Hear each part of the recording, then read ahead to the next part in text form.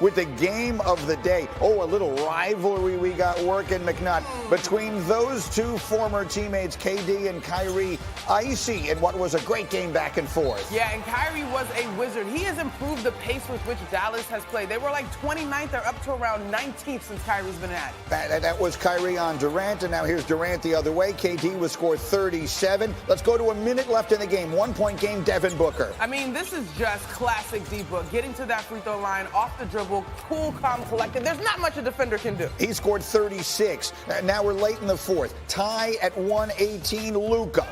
This man, Luka refused to be denied. He had some really big plays using his shoulders in the paint. He had 34. Now classic Durant. Back and forth they go. Greedy, that's just not fair. That's just not fair. Mavericks looking to respond. Kyrie would score 30. Yeah, I mean, this was an offensive explosion display. It's what you sign up for. It's what you pay your big money for. But I have some questions, Greeny. All right, we'll answer them in a moment. First off, how about KD? That's the huge bucket. We've seen him do it so many times. Suns a 2-point lead. One last chance. Mavericks, it's Luka. You know who you're going to. No questions asked. And Luka gets a great look here. He's able to be physical. Doesn't get it to fall. Shout out to Kevin Durant coming up with a big-time rebound. I still am confused about what this was all about. Yeah, because D-Book said he wanted a push, which it certainly looked like it was. And now, wait a minute.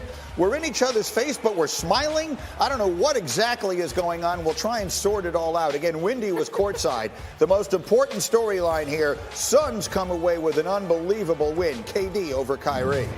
No emotions at all. It's another game. Like I told somebody earlier, I played most of my career. I played against Kyrie, so he was on my team for the last couple years. But majority of my career, I played against him, so I know how I feel. We did our best to make sure the ball found the right people, but D-Book and KD kept attacking, and they kept him in the game. Felt like we were making some solid runs, and it's just we couldn't get over that hump to close them out. So just got to tip your hat for them continuing to play and do the little things to get the win.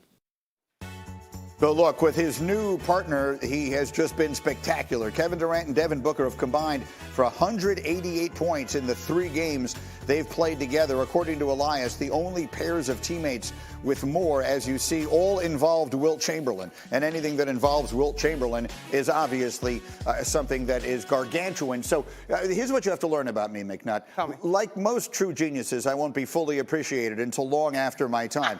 I told you last week that this was going to be the best team in the NBA when Kevin Durant got there. Now we're 3 games in, am I right?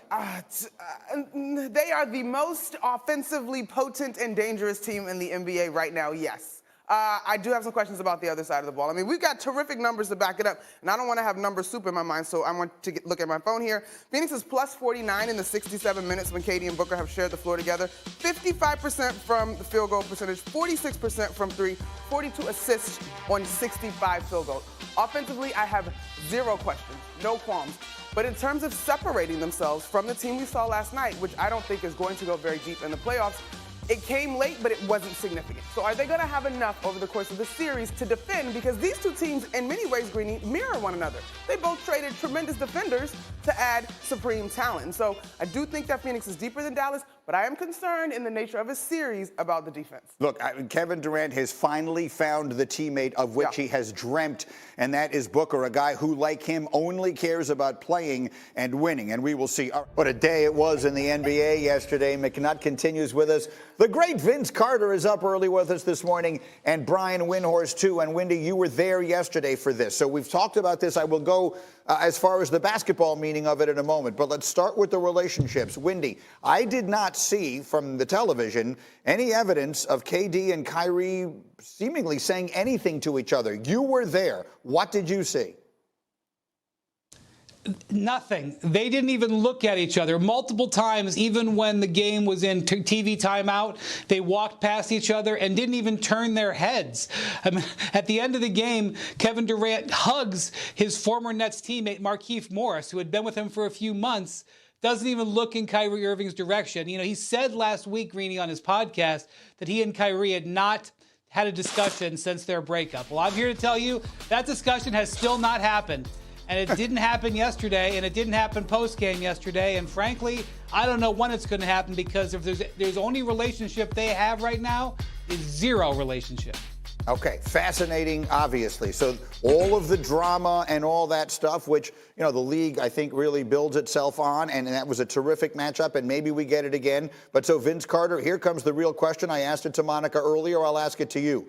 I am of the opinion that with KD and Devin Booker and Chris Paul and DeAndre Ayton, and I know that they're a lot less deep than they were before they made that trade, but with that collection of players, I believe this team is going to win the Western Conference and wind up in the NBA Finals. What do you think, Vince Carter?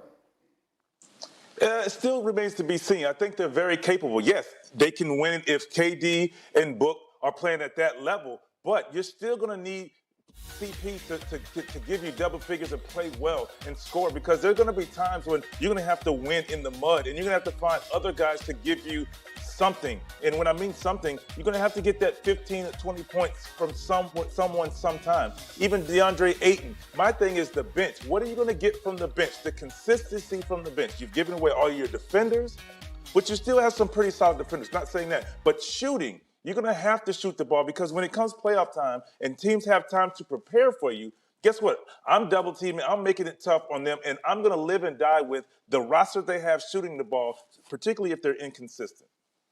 Oh, VC, I'm with you, right? But, then I'm digging into these numbers trying to get my brainiac on from last night. And you look at the amount of times that Devin Booker got shots that were uncontested. He had 11 what are considered open shots. He was 6 of 11, compared to KD only having 24% of his shots considered open because of all the double teams. So I think that was a total of 4 shots. And so what we saw yesterday was a glimpse of what you just talked about. Ish Wainwright capitalized on the swing situation, right? Like, he got multiple threes in the corner because of the double teams that were coming to KD. And then I'm like, I know this is a small sample size, but what is this team's defensive numbers since KD has joined them? And they're at like a 107.1 in terms of defensive efficiency, which would be the best in the league. Very small sample size, but humor me. The Cavs are sitting at the top of the league at 109. And so, yes, I think you're absolutely right. And I know I said I needed 5 games to see what's going on. But the offense, Greeny, you can't deny the offense. And Wendy, I mean, to me, this is the teammate. To the point you just made about Kyrie, this is the teammate KD has been searching for. A guy who just wants to ball, as we say, a guy who just wants to win. He finally got himself to that guy. Took sort of a roundabout way to get there, Wendy, but he finally got himself to Devin Booker.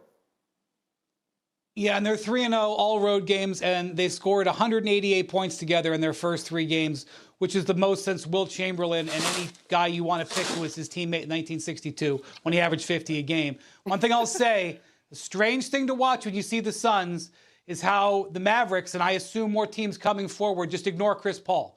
He is totally being ignored. Teams are saying, we don't believe you can beat us, and that's going to come down to it. It's really going to be a test on whether Chris Paul can still shoot the basketball. Okay, so we've got them going. Meanwhile, the Bucks lost over the weekend. Their 16-game winning streak was snapped by the Philadelphia 76ers, which means the longest win streak in the NBA belongs to the New York Knicks. They took an 8-game win streak into Boston last night. The Celtics were looking for revenge after an earlier week meeting, and the Knicks were playing without Jalen Brunson. But what a thrilling game this was. It's a 4-point game in the final seconds when Marcus Smart knocks down a shot from the corner. 16 seconds left. Celtics are down 3. Monica, they're looking to tie it. This was a big-time, total grow-up opportunity for the Knicks. Now, this Quentin Grimes has been relied on as his defense. You got to stay solid there. Don't reach and put Jalen Brown, on the line. Which he did, so that would tie it, and they'd go to overtime. 35 seconds left. Celtics down 1. Tatum to Horford. Celtics a 2-point lead. Knicks go to Emmanuel quickly. IQ godson. I mean, the favor was upon him in this performance. This young man has to be in the conversation for 6th Man of the Year. 6 seconds left in the game. Jason Tatum for the win, and it's no good. We're going to a second overtime. Midway through the second, quickly had a career-high 38 for New York. I have talked all season about how the game has significantly slowed for IQ. He makes decisions. You can tell that he's in control. He got to his floater. He was lethal. Final minute. This is Jason Tatum, who got ejected from their meeting on Monday. He would score 40, but in the end, not enough. Celtics down 2. Here's your game winner for Horford, and it's no good. The Knicks have won 9 straight games. They did this one without their best player, I think, in Jalen Brunson. Are the Knicks next? Are they the next best team in the Eastern Conference? I know I got some. Yeah, I see you, Monica. Okay. I'm listening. They are right now. They are playing some of the best basketball in the league, and I think they're extremely capable. I got to see them live. And yes, Monica, I know I got to see them live and do their thing. And one thing I like about this team is defensively. First of all, they're flying around. They have everything they need defensively to get wins. Because if we think about last time they were in the playoffs, they didn't get it done defensively, and they didn't have another guy to rely on. Now you have guys to rely on both ends of the ball, and don't have to put it all on Randall, who I thought, you can just see the difference. And now he has space because he knows Brunson can get it done. Now you see quickly get it done. And then defensively, adding Josh Hart, I think just the heartbeat. His energy and effort has changed the dynamic of this team.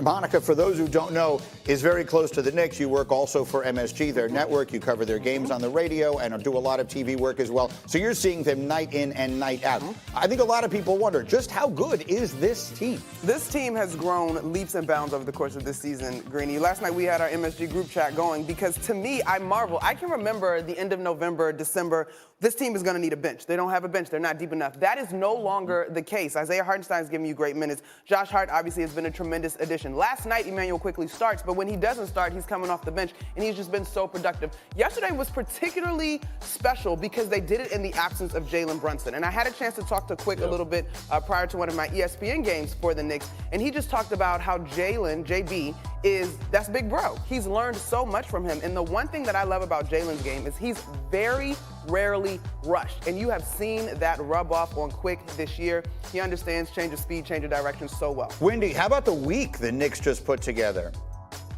How about the weekend in Miami on Friday? The double bang from the rare double bang from Mike Breen on MSG when Julius Randle hits. I mean, it's an insane shot that he hits to win that game. They haven't beaten the Celtics 3 times, Hembo tells me, in a season, in a decade, and they go up there and do it. Emmanuel quickly plays 55 minutes. They are incredibly hot right now. Everything is going their way. I don't want to say anything. I will just say that they do have a very difficult schedule coming up. They have a winnable, very winnable game Tuesday at the Garden against the Hornets, and then it's out west, and they play 6 of 7 on the road. So if they are still in good position in the standings in about 10 days, we are really going to have a discussion about the Knicks' chances in this postseason. All right, everybody stay where you are because there's so much more on all of this as we go. It's an incredibly busy morning, as you can see. Meanwhile, let me run the floor through some of the other NBA action on the floor this weekend. It was a great weekend in that regard. Giannis Antetokounmpo rebounded his own intentionally missed shot with a second left. That gave him a triple-double. We like that, Monica? I don't know. It's kind of a weak, right? I'll take it. More times than not, Giannis's triple-doubles are tried, tested, and earned. I think he can have this one. All right, one way or another. They beat Washington by 6. In L.A., on ABC, Steph Curry returned after missing a month. He scored 27, but not enough. Anthony Davis had 39. Lakers beat the Warriors. L.A. now even with Utah for the final play-in spot. And then a late-night game on ESPN. Clippers got their first win with Russell Westbrook in the lineup. L.A. ending the game on a 28-8 run to beat the Grizzlies. Paul George led the way.